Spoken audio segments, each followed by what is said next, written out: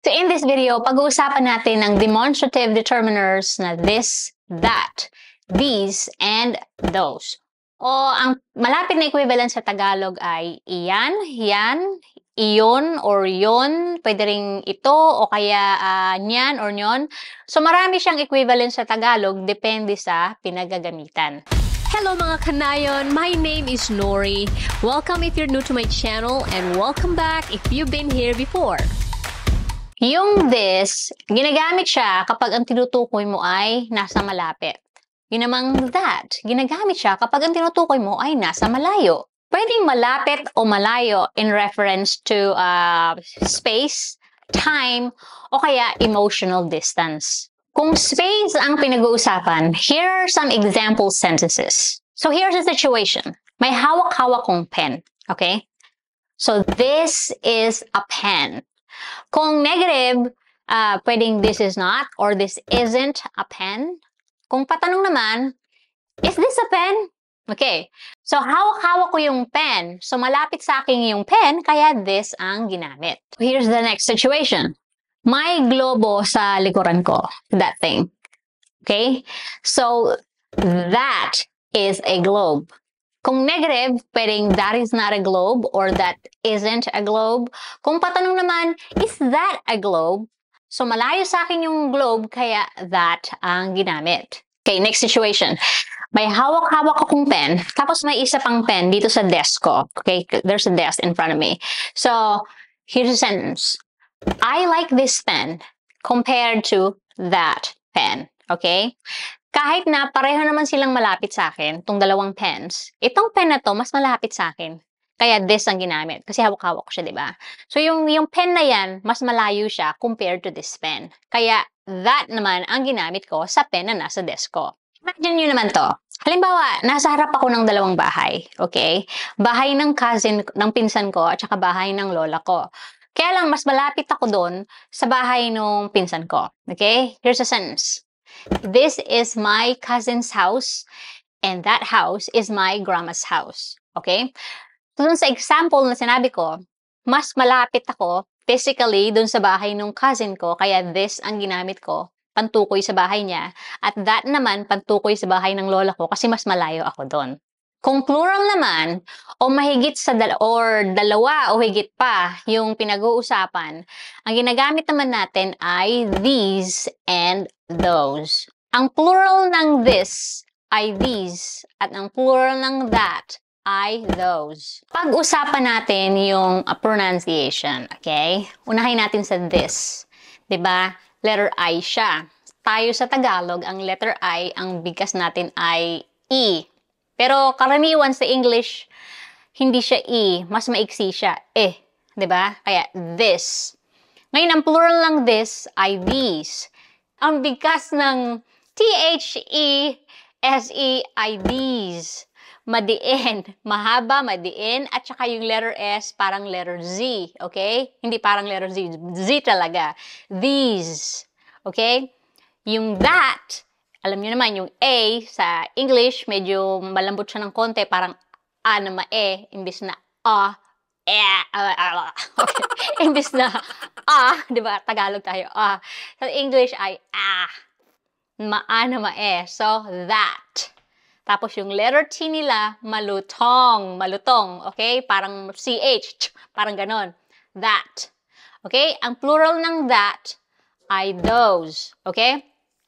Yung those, yung letter S niya, ang bigkas ay letter Z. Okay? Those. Yung these ay ginagamit kapag ang tinutukoy mo ay plural at malapit sa nagsasalita yung tinutukoy. Yung those naman, ginagamit kapag plural tapos malayo sa nagsasalita yung pinag-uusapan. So, here's the situation. May hawak-hawak akong 3 pens. Okay? Here's an example sentence. These are my pens. O kaya naman, kung negative, these are not my pens. O kaya, these aren't my pens. Kung patanong naman, are these my pens? Hawak-hawak ko yung pens. So, malapit sila sa akin. At saka tatlo sila, di ba? Plural sila. Kaya these ang ginamit. Okay, here's the next situation. May mga libro dun sa bookshelf sa likod ko. Okay? Here's an example sentence. Those are my books. Kung negative, pwede kong sabing, those are not my books or those aren't my books. Kung patanong naman, are those my books? Okay? So, malayo sa akin yung mga books na yon, tsaka marami sila, kaya ang ginamit ay those. Here's the next situation. May hawak-hawak akong 2 libro na pinili ko among my other books. Okay? Here's the example sentence. I have read these books more times than those other books. Malapit sa akin tong 2 libro na to, kumpara dun sa mga libro na yon. Kaya these ang ginamit dito at those naman ang ginamit for the books na nasa bookshelf. Ginagamit din ang this, that, these, those kapag ang pinag-uusapan ay time or panahon. Kapag malapit sa present time, yung pinag-uusapan, this o kaya these ang ginagamit. Kapag malayo sa present time o kasalukuyan, yung tinutukoy mong panahon, ang ginagamit ay that o kaya those. Pwedeng malayo dahil matagal nang nangyari, o kaya naman malayo dahil matagal pa bago mangyari. So here's the situation. Halimbawa, niyayaya ka ng kaibigan mo na mamasyal out of town, kaso busy ka. Here's an example sentence. I'm sorry, but I'm really busy this whole week. I'm a bad actress. Okay. I can't deliver this line properly. Okay, one more time. I'm sorry, but I'm really busy this whole week. Okay, anyway. Tapos namimilit pa rin siya. Sabi niya, how about next week? Okay?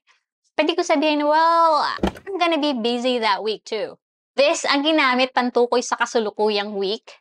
Tapos that naman ang ginamit sa susunod na week kasi mas malayo pa yon. Here's another example sentence, okay? I have been consistent with my exercise routine these last few weeks. These ang ginamit kasi plural yung weeks. At saka kamakailan lang to nangyari. At saka may connotation pa nga na nangyayari pa to hanggang ngayon. So malapit siya sa kasalukuyan or present time. Here's another one. I miss those warm summer days when it's cold and snowing outside. Okay? Kapag sinabi mong when it's cold and snowing, ibig sabihin, winter yon, di ba? So, namimiss niya raw yung warm summer days when it's cold and raining outside. Ibig sabihin, ilang buwan na yung nagdaan. Kasi di ba malayo yung summer sa winter. Kaya those ang ginamit. At saka plural din yung days na tinutukoy, kaya those. Maliban sa space and time, ginagamit din ang this, that, these, those to show emotional distance. So kapag malapit sa loob mo or gusto mo ang isang bagay or tao or concept, this or these ang ginagamit. Kapag malayo sa loob mo o hindi mo gusto yung isang bagay o tao or concept, that or those yung ginagamit.